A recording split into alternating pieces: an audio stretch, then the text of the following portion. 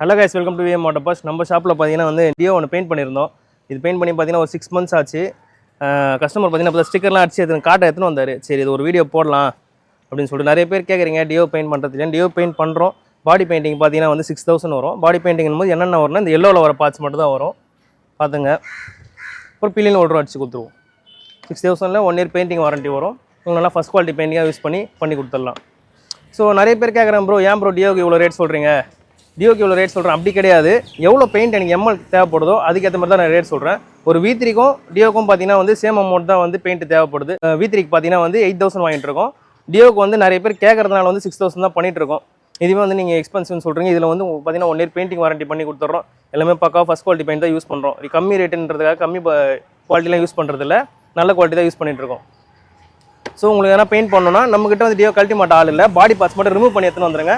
உங்களுக்கு 1 weekல வந்து என்ன கலர் கேட்டாலும் பண்ணி கொடுத்துடலாம்.